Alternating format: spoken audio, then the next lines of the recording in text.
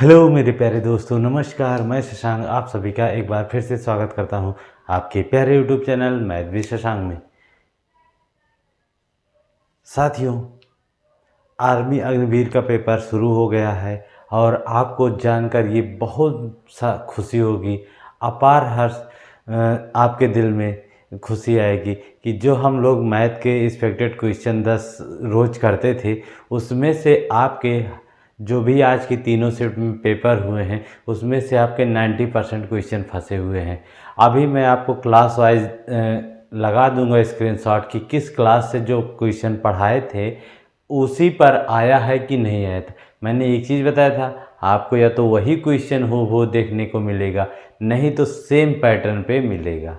ठीक है साथियों, तो एग्ज़ाम एनालिसिस जो बच्चों का रिव्यू आया देखकर बड़ी ही मुझे भी बड़ा सुकून मिला कि हाँ, जो मैंने आपको 3-4 क्लासों में 5 क्लासों में एक्सपेक्टेड क्वेश्चन की दिए थे उसमें से ही आपके सारे क्वेश्चन आ रहे हैं। तो एक जोश के साथ आज फिर से एक एनालिसिस के आधार पर एक्सपेक्टेड क्वेश्चन है, इसमें हो सकता है 10 से ज़्यादा क्वेश्चन हो जाए। तो चलिए साथियों, क्लास को शुरू किया जाता है। एक बार आप लोग सभी लाइक कर दीजिएगा वीडियो को, चैनल को सब्सक्राइब कर लीजिएगा, दोस्तों में शेयर कर लीजिएगा। कहते हैं शेर के बच्चे शेर ही जाने जाते हैं, लाखों की भीड़ में फौजी पहचाने जाते हैं। चलिए दोस्तों, क्लास शुरू करते हैं, प्यारी सी अपनी क्लास। इस पर कोई 3 क्वेश्चन लिखे गए हैं। ये क्वेश्चन सेम ऐसा ही आ जाया था और ऐसा ही क्वेश्चन मैं आपको पिछली क्लास में करा चुका हूँ। तो इसमें क्या था कि A/B बराबर दिया गया 4/5, B/C बराबर 5/6, A और C का मान। तो बच्चा आपको कुछ भी नहीं करना था, मैंने बताया था कि देखो दोनों में कॉमन कौन है। B कॉमन है दोनों में और B की वैल्यू यहाँ पे भी 5 है, यहाँ पे भी 5 है। पहली अनुपात में भी 5 है B की वैल्यू, दूसरे में भी 5 है। तो अब सेम है तो हमें कुछ नहीं करना है, बस सीधे उठा के लिख देना है। क्या लिख देना है? तीनों का अनुपात A/B/C, तो 4/5/6, यही आपका है। सॉल्व हो गया। अगर तीनों का अनुपात पूछता तो अब आपसे पूछा था A/C, तो A की वैल्यू 4 है और C की वैल्यू 6 है, तो 4/6। अब इसको सरल कर सकते हैं, 2 दूने 4, 2 तियाँ 6, कितना आ गया? 2/3। प्यारा सा क्वेश्चन था, समझ गए? मज़ा आ गई। ऐसे ही क्वेश्चन आपके पूछे गए थे और ऐसे ही क्वेश्चन आपको मिलने वाले हैं साथियों। ठीक है, कल के भी पेपर में आपको इसी तरह से क्वेश्चन मिलने वाले हैं। चलिए, आपका दूसरा क्वेश्चन है। ऐसा भी क्वेश्चन आ गया था, अरे इसको तो मैंने बार बार आपको बताया है। हर क्वेश्चन में जब भी प्रतिशत की बात आती है, कहीं पे भी, चाहे अगर ये ना बताया हो, कहे कि वैल्यू को प्रतिशत में बदलना है तो जितना भी दिया उसमें 100 से क्या कर दीजिएगा? गुणा कर दीजिएगा, प्रतिशत में आपकी वैल्यू आ जाएगी। 2/5 है, आपको कुछ नहीं आता, इसको प्रतिशत में बदलना है तो इसमें 100 से गुणा कर दो भैया। 100 से जब गुणा कर दिया तो 5 एकम 5, 5 दूनी 10, 20, 20 दूना 40%। काम ये हो गया आपका लोहा। ठीक है, समझ गए? प्यारा सा क्वेश्चन थे। आपको कितने सारे अच्छे अच्छे क्वेश्चन देखने को पेपर में मिले हैं आप जान सकते हैं, देख सकते हैं कि क्लास से ही आए हैं। जो भी अग्निवीर, देखो मैं ये अपनी बात नहीं कर रहा हूँ, जो अग्निवीर पेपर दे के आया है आप उसको, मेरी अगर वीडियो नहीं देखा तो आप वीडियो फिर से देख लेना मेरी, और जाके जो पेपर दे के आया उससे पूछ लेना, क्या भैया ये क्वेश्चन आए थे, क्या इस पैटर्न पे आए थे कि नहीं आए थे। इस बात की 100% गारंटी है, चैलेंज करता हूँ कि अगर आपके जो 6 से 7 सेट लगवाएं उससे क्वेश्चन ना आया हो तो। ठीक है, चलिए आ जाइए आगे बढ़ते हैं। लिखा है 84, 86, 88, 90, 92 का एवरेज औसत। देखो, आप अगर चाहते तो हम सीधे इसका उत्तर 88 दे देते, मेरा आंसर खत्म। या फिर औसत बराबर होता है कुल पदों का योग बटे कुल पदों की संख्या, ये भी सबको पता है। औसत बराबर कुल पदों का योग बटे कुल पदों की संख्या। आप इस पांचों अंकों को जोड़ते, इन पांचों अंकों को जोड़ते, उसके बाद 5 से भाग करते, तब भी आपका 88 आता। हम आज आपको एक नया तरीका और बताने वाले हैं कि कैसे कर सकते हैं। जब सेम अंतर, जैसे यहाँ 86 और 84 के बीच अंतर 2 का, यहाँ पे भी अंतर 2 का, यहाँ पे भी अंतर 2 का, ऐसे बढ़ता जा रहा है, तो आप ये भी कर सकते थे औसत बराबर औसत बराबर पहली संख्या प्लस अंतिम संख्या बटे 2। यहाँ से भी आप औसत निकाल सकते। पहली संख्या 84 है, दूसरी संख्या अंतिम संख्या 92 है। दोनों को जोड़ोगे, जब आप 2 से भाग दोगे तब भी आपका 88 आएगा। तब भी आपका क्या आएगा? 88 आएगा। अब आपको मैं एक और तरीका सिखाने वाला हूँ, आप कैसे कर सकते थे इसको और बिना ये सब किए हुए। जैसे देखो, क्रम से लिखी जाए कोई भी संख्या है, चाहे सम हो चाहे विषम हो। जैसे लिखी गई है 1 2 3, 1 2 3। इसको अगर आप जो देखो, इनका अंतर सबसे पहले 1 का अंतर, यहाँ भी अंतर 1 का। तो अगर आप इसको जोड़ के औसत निकालते, कुल पदों का योग बटे कुल पदों की संख्या, 3 2 5 5 1 6, और 6 को 3 से भाग किया तो कितना आया? 2 आया। तो जब कभी भी विषम बार संख्या लिखी गई हो, क्या? विषम बार, और उन संख्याओं के बीच अंतर समान हो, उन संख्याओं के बीच अंतर समान हो, जैसे 1 का अंतर हो या 2 का अंतर हो या 3 का अंतर हो चाहे 4 का हो, तो जो बीच में संख्या आएगी गिन लीजिएगा, वही उसका क्या हो जाएगा? औसत। जैसे बीच में, हाँ, जैसे अब लिख दें अगला 1 2 3 4 5, 5 तक संख्या लिखी गई हैं। अगर आप इसका औसत बताना चाहें तो इसका औसत क्या होगा? 3 होगा। और नहीं तो आप जोड़कर भी लिखेंगे।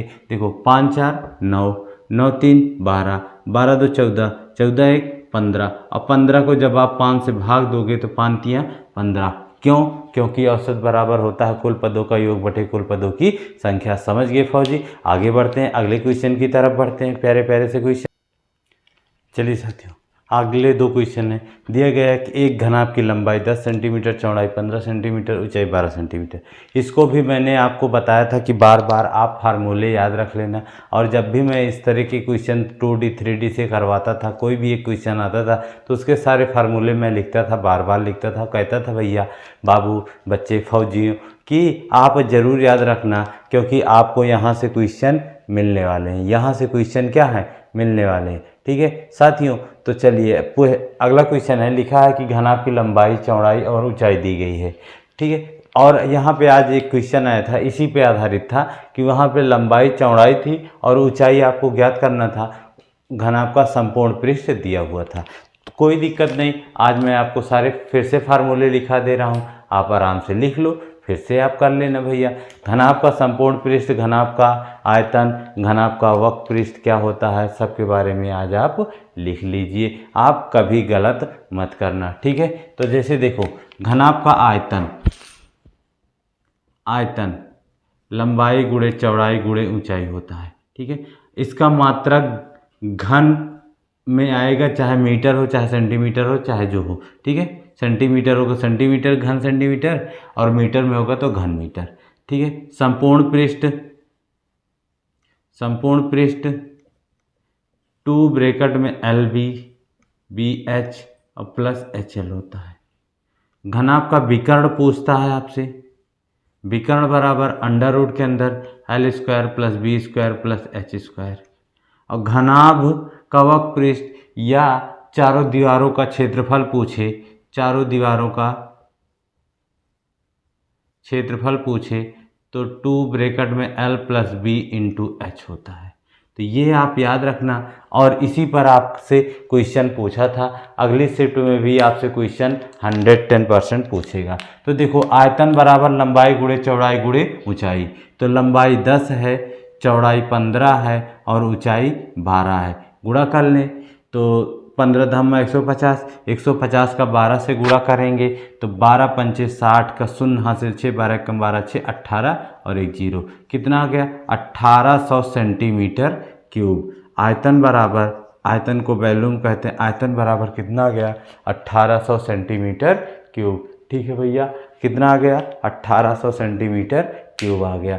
चलिए बाबू आगे बढ़ते हैं अगले क्वेश्चन की तरफ। प्यार से समझिएगा, सारे क्वेश्चन आपके हूबहू हैं, इसी क्लास से फिर से आपको मिलेंगे। कल के पेपर में भी आपको इसी क्लास से मिलेंगे, 19 को भी मिलेंगे, 20 को भी मिलेंगे। चलिए आगे बढ़ते हैं। एक वर्ग की भुजा दी गई है 10 सेंटीमीटर, वर्ग का विकर्ण। तो अब आपके सारे वर्ग के बारे में सारी चीज़ें याद आ जानी चाहिए। वर्ग का क्षेत्रफल होता है भुजा का स्क्वायर, परिमाप होता है 4 गुणे भुजा या 4a जो आप लिखते हैं, विकर्ण होता है भुजा रूट 2, भुजा रूट 2 या a रूट 2, या भुजा को a से प्रदर्शित करते हैं तो a रूट 2 लिखते हैं। अब a का मान दिया गया 10 सेंटीमीटर, विकर्ण पूछा तो विकर्ण बराबर a रूट 2 होता है, तो आंसर a रूट 2 से निकाल लेंगे तो 10 रूट 2 सेंटीमीटर। कितना प्यारे से क्वेश्चन है, और अगर आपको ये याद है तो अब आप इसको निकाल सकते थे, अन्यथा आप प्रश्न छोड़कर आते ही, और इसके अलावा आपके पास कोई चारा नहीं थी। और चारा है आपको फिर पाइथागोरस प्रमेय लगानी आनी चाहिए। पाइथागोरस प्रमेय अगर आपको लगाना आता है तब फिर आप निकाल सकते थे, अदरवाइज फिर आपकी ये क्वेश्चन छूटता। ठीक है, चलिए आगे बढ़ते हैं अगले क्वेश्चन की तरफ। प्यारे प्यारे चलिए बंधु आगे बढ़ते हैं। अगला क्वेश्चन है, सभी फौजी भाई ध्यान से सुनना, अगले क्वेश्चन है, प्यारे प्यारे क्वेश्चन है साथियों, आप लोग देखते रहिए, सहयोग करते रहिए, आपको अच्छे अच्छे क्वेश्चन मिलेंगे और एग्ज़ाम ओरिएंटेड मिलेंगे। ऐसे क्लास मिलेगी कि जिसमें आपके एग्ज़ाम में पेपर तो फंसना ही फंसना है, और कहाँ से फंसना है, यहीं से फंसना है। ठीक है, चलिए आगे बढ़ते हैं। लिखा है कि बसंती ने एक टीवी खरीदा। ओहो, बसंती गई थी खरीदने टीवी, और टीवी 1700 रुपये में बेच रही। अच्छा, उसके पास दुकान है, वो बेच रही है कितने में? बसंती एक टीवी 1700 रुपये में जब बेचती है तो उसे 19% का क्या होता है, लाभ हुआ। तो टीवी का क्रय मूल्य बताइए। बच्चा इस पर भी प्रश्न आया है, ऐसे प्रश्न आ रहे हैं, तो आपको क्या था, बताया गया था कि आप फार्मूला याद रखना चाहते थे, याद रखिएगा विक्रय मूल्य क्रय मूल्य से। नहीं याद रखना चाहते हैं तो आप रेशियो बना के लगा सकते हैं, और उसको भी नहीं याद रखना चाहते हैं तो 100 मान के लगाना चाहते हैं, उससे लगा लीजिए। तो आ जाइए, आज मैं आपको बताने वाला हूँ 100 मान के फिर से कैसे लगाया जाता है। फार्मूला तो दूसरा बात है, फार्मूले से तो आप लगा लोगे। देखो, जब हम सामान खरीदेंगे, जैसे ये मेरा मार्कर है, मैंने दुकान से ख़रीदा है ना, तो दुकानदार ने भी तो फैक्ट्री से ख़रीद के लाया होगा। ठीक है, दुकान, अब मुझे नहीं पता कि दुकानदार इसको कितने में ख़रीद के लाया था, तो मैं एज्यूम करूँगा, मान लूँगा कि जो भी पैसा दिया होगा ये 100% पैसे पर ख़रीदे हैं दुकानदार, यानी क्रय मूल्य को हम क्या कर लेंगे, 100% मान लेंगे। कै परसेंट? 100%।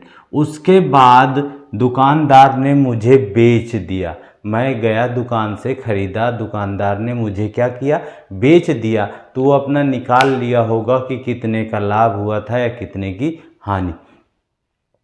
तो लाभ या हानि क्रय मूल्य से ही होता है। अगर ज़्यादा पर बेचेंगे तो लाभ होगा, कम पर बेचेंगे तो हानि होगी। तो लाभ कितने का हो रहा है, 19% का, यानी 100% पे खरीद के लाया था, 19% के लाभ यानी 119% पे क्या कर रहे हैं, बेच रहे हैं। कितने पर बेच रहे हैं, 119% पर बेच रहे हैं। अब विक्रय मूल्य आपको पता है कितना था, 1700 रुपये, तो 119% की वैल्यू है 1700 रुपये, और 100% की पूछा है, तो 1700 बटे 119 गुणे 100, 17 से काट दीजिए भैया, 17 छक्का 102, 17 सत्ते 119, 2 जीरो है बचा, ये 10,000 बटे 17। सॉल्व कर लीजिएगा, सॉल्व कर लीजिएगा। अगर नहीं ऑप्शन में ये है 17,000 बटे 7 रुपये तो ठीक है, नहीं तो अब आप क्या कर सकते हैं, सॉल्व कर लीजिएगा। 17 एक कम 17, सॉरी 7 एक कम 7, 3 बचा, 30 हुआ, 7 चौके 28, फिर 2 बचा, 7 दूनी 14, यहाँ पे 6 बचा, और 7 अठे 56, 7 अठे 56, 4 60, दशमलव लगाइए, 7 पचे 35, इतना विक्रय मूल्य, क्रय मूल्य कितना आ गया, 1428.5 रुपया आ गया। ठीक है बाबू, ठीक है भैया, समझ गए, 1428 रुपया 5 पैसा, इतना लगभग आएगा। ठीक है, और अगर आपको फार्मूले से करना था तो इसका फार्मूला होता है, लिख लीजिएगा, विक्रय मूल्य बराबर क्रय मूल्य ब्रैकेट में 100 प्लस लाभ या हानि प्रतिशत बटे 100। यहाँ से आप निकाल लेते, जो जो दिया था आप रख लेते, उसके बाद सॉल्व कर लेते। ठीक है साथियों, अगले क्वेश्चन की तरफ बढ़ते हैं। अगला क्वेश्चन है अपना बाबू, प्यार से समझना, आराम समझना, बहुत गर्मी है। ठीक है, रात के बन रही है वीडियो तब भी गर्मी ही गर्मी है। रात के क्या बज रहे हैं? 12 बज रहे हैं। सोचो भैया, 12 बजे रात को हम वीडियो बना रहे हैं, अब सोएंगे क्या बजे उठेंगे? आप ये सोचो, आपके लिए कितनी मेहनत की जाती है, कितने सारे चीज़ें, लेकिन आप लोग उसको समझते नहीं। जो चीज़ सस्ते में मिल जाती है और अच्छी मिल जाती है ना, उसकी कद्र नहीं करता आदमी, लेकिन कद्र तब करेगा जब समय निकल जाता है। तो आप क्लास को समझें, क्लास के महत्व को समझें। आपके पेपर में प्रश्न फंस रहे हैं, जो पढ़ाए जा रहे हैं, तो थोड़ा सा आप लोग भी सपोर्ट कर दीजिए, चैनल को सब्सक्राइब कर लीजिए, वीडियो को लाइक कर दीजिएगा, दोस्तों में शेयर कर दीजिएगा। ठीक है, चलें आ जाएं। लिखा है कि 1400 रुपये का 5% वार्षिक दर से 2 वर्ष का चक्रवृद्धि ब्याज ज्ञात कीजिए। 1400 रुपया क्या है? अब आपको पता है, ये तो बहुत बार पूछ रहा है और पूछेगा भी, ये कभी छोड़ने वाला पीछा नहीं है। साधारण ब्याज बराबर PRT अपान 100, मूलधन गुणे दर गुणे समय। P क्या है? मूलधन होता है। R क्या है? दर है। T क्या है? समय बटे 100। अब मूलधन कैसे रुपया है? हम बैंक में, जैसे हम आपको बैंक में गए 1400 रुपये दिए, तो जो 1400 रुपये हम बैंक में जमा कर रहे हैं वही हमारा क्या है? मूलधन है। वही हमारा क्या है? मूलधन है। बैंक वाले ने कहा कि साहब आप 1400 रुपये जमा कर दीजिए और हम आपको हर साल 5% का ब्याज देंगे। हमने कहा चलो बच्चा मेरा 2 साल के लिए पैसा आप जमा कर लो। तो 2 साल बाद कितना पैसा मिलेगा? तो अब आप इसी पे रख दो, मूलधन 1400 रुपये है, दर 5%, समय 2 साल बटे 100। 2 जीरो ऊपर नीचे कट गया, गुणा कर लो। 14 पंचे 70, 70 दूना 140। तो 2 साल का साधारण ब्याज कितना मिलेगा? एक्स्ट्रा पैसा 140 रुपये मुझे एक्स्ट्रा मिलेगा। यही 140 रुपया मुझे क्या मिल रहा है? ब्याज के रूप में मिल रहा है। चलिए साथियों, आगे बढ़ते हैं अगले क्वेश्चन की तरफ। चलिए साथियों, आगे लिखे गए हैं। यहाँ से भी आपको मैंने एक क्लास में कराया था, समपूरक कोण क्या होता है, कोटिपूरक कोण क्या होता है। बच्चा, जो भी आज के क्वेश्चन आए हैं, जो भी आपके सभी शिफ्टों में पूछे गए हैं, आपको कहीं ना कहीं मैंने आपको इन्हीं 6-7 क्लासों में करा दिया था। 6-7 क्लासों में 70 से 80 क्वेश्चन हुए थे, जिसमें से आपके सारे क्वेश्चन फंसने वाले थे। चलिए, 57 डिग्री का समपूरक कोण, 57 डिग्री का समपूरक कोण क्या होगा? आप समपूरक के बारे में और कोटिपूरक के बारे में बता दीजिए। समपूरक कोण वह कोण होता है जहाँ पे दो कोणों को जोड़ने पर 180 डिग्री का कोण प्राप्त हो। जब हम दो लोगों को जोड़ दें तो कितना प्राप्त हो? 180 डिग्री। जैसे ये दो कोण हैं, जैसे ये दो चीज़ें हैं, जब हम इनको जोड़ देंगे तो 180 डिग्री होता है। या हम इसको ऐसे कह सकते हैं कि जब दो जने पैसा खर्चा करें, कितना? 180 रुपया, तो वो एक दूसरे के समपूरक होते हैं। और जब दो कोणों का योग 90 डिग्री हो तो वो एक दूसरे के, जब दो कोणों का योग 180 डिग्री होता है तो वो समपूरक कहलाते हैं। और जब दो कोणों का योग 90 डिग्री होता है तो वो पूरक, कोटिपूरक कहलाते हैं। चाहे पूरक नाम दे दिया जाए और चाहे कोटिपूरक। अब इसको आप याद कैसे रखोगे? जब पंडित जी का दक्षिणा दियत हो, आप लोग का देते हो, कथा सुनत हो ना, तो पंडित जी का दक्षिणा कम मिलत है तो पंडित जी का कहते? धन्यवाद भैया, बहुत बहुत आभार। ठीक है, कोटि कोटि धन्यवाद। तो आप ऐसे याद रखो, जब पंडित जी का 90 रुपया दक्षिणा दोगे, दोनों प्राणी मिल के, पति पत्नी, समझे, पति पत्नी, बॉयफ्रेंड गर्लफ्रेंड, होने वाली सामने वाली, सब फौजी फौजियाँ, ठीक है, मान लीजिए फौजी फौजियाँ, जब दोनों जने मिल के पंडित जी का 90 रुपया दें, पंडित जी दोनों हाथ से कहें भैया धन्यवाद, कोटि कोटि धन्यवाद। ठीक है, लेकिन जब पंडित जी का दक्षिणा ज़्यादा दे दिए, आप समझाने के लिए बता रहे हैं, किसी के ऊपर कमेंट नहीं कर रहे हैं, समझाने के लिए है कि कैसे आप याद रखोगे। जब पंडित जी को आप ज़्यादा दक्षिणा दोगे, ज़्यादा चीज़ दोगे तो कहेंगे संपूर्ण आशीर्वाद, संपूर्ण। तो जब 180 रुपया पा गए पंडित जी तो संपूरक कोण बन गया, 90 रुपया पा गए तो कोटि पूरक बन गया।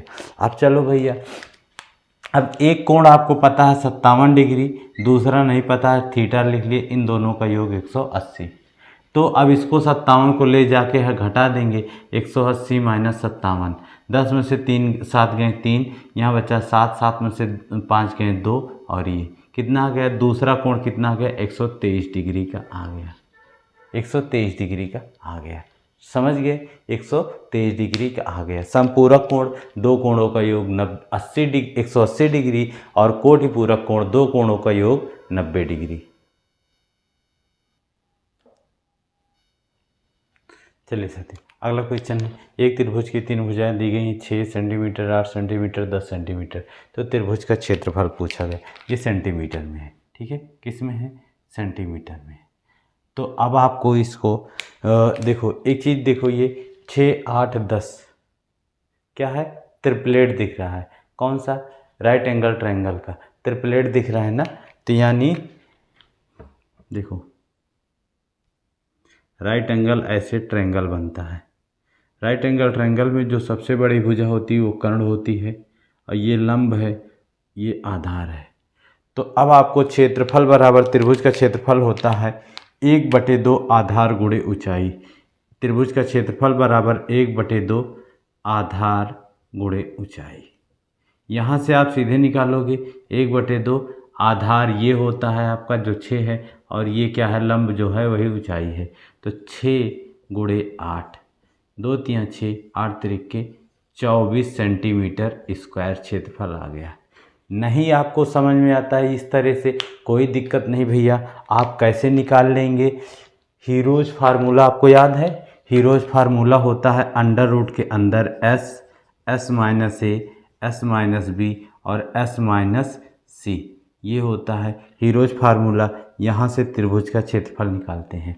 तो इसके लिए अब यस निकालना पड़ेगा। यस क्या होता है, त्रिभुज का अर्ध परिमाप होता है। यस क्या होता है, त्रिभुज का अर्ध परिमाप। अब बात आ गई परिमाप के बारे में, आपको कल भी बताया था, परसों भी बताया था। परिमाप क्या होता है, जो भी आकृति दी गई है उसके चारों ओर की माप ही, किनारे किनारे की चारों ओर को माप लीजिए, वही क्या होता है, परिमाप। जैसे ये त्रिभुज है तो त्रिभुज का परिमाप 8 सेंटीमीटर, 6 सेंटीमीटर और ये 10, तीनों को जब आप जोड़ेंगे तो यही इसका परिमाप निकल के आएगा। आप जोड़ लीजिए कितना होगा, 10 8 18, 18 6 24, परिमाप इसका कितना आ गया, 24, और 24 का आधा अर्ध परिमाप 12 होता है, क्योंकि अर्ध परिमाप बराबर a प्लस बी प्लस सी बटे 2, तो 24/2 बराबर 12 की अर्ध परिमाप आ गया। अब यहीं पे रख लो भैया क्षेत्रफल, क्षेत्रफल बराबर यस, देखो अंडर रूट के अंदर यस का मान 12 है। अब 12 माइनस ए, इसको ए मानते हैं, तो 12 में से 8 गए तो कितना बचा, 4 गुणे 4, ठीक है। इसको बी मानते हैं तो 12 में से 6 गए तो कितना बचा, 6, और इसको सी मानते हैं तो 12 में से 10 गए तो कितना बचा, 2। अब इनका चाहे आप गुणा करके तब निकाल लो, तो देखो गुणा कर लो, या चाहे इसका सीधे गुणनखंड कर देते हैं, 12 को तोड़ लेते हैं, 12 को हम तोड़ लेते हैं, 2 दूनी 4 तिहाई 12, 4 को भी तोड़ लेते हैं, 2 दूनी 4, 6 को भी 2 तिहाई 6 और 2। रूट के अंदर सभी को लिख लेते हैं। जब संख्याएं रूट के अंदर होती हैं तो उनका पेयर बना लिया जाता है 2 2 का, जिसका जोड़ा बनता है। तो जब आप बनाओगे इस 2 का जोड़ा तो 2 निकला, ऊपर लिखते हैं 2 निकल के आया, इंटू इस 2 का भी एक जोड़ा बना, 2 निकल के आया, इस 2 का भी एक जोड़ा निकल के आया, और ये 3 का एक निकल के आया, इंटू 3 गुणा कर लीजिए, 2 दूनी 4, 4 दूनी 8, 8 त्रिक 24 सेंटीमीटर स्क्वायर क्षेत्रफल यहाँ से भी आ गया। तो जब आपको ट्रिपलेट बन जाए भैया, दिख जाए, तो आप इसी पे लगा दो, सीधे आपका आंसर आ जाएगा। चलिए अगले 2 क्वेश्चन की तरफ बढ़ते हैं, प्यारे से छोटे से। आ जाओ साथियों, 2 क्वेश्चन और आपके। ठीक है। इस क्वेश्चन को आप कैसे करेंगे, देखो लिखा गया है 10 सेंटीमीटर भुजा वाले बड़े घन से 2 सेंटीमीटर भुजा वाले कितने छोटे घन बनाए जा सकते हैं। जैसे कोई एक बड़ी आकृति है, जैसे आप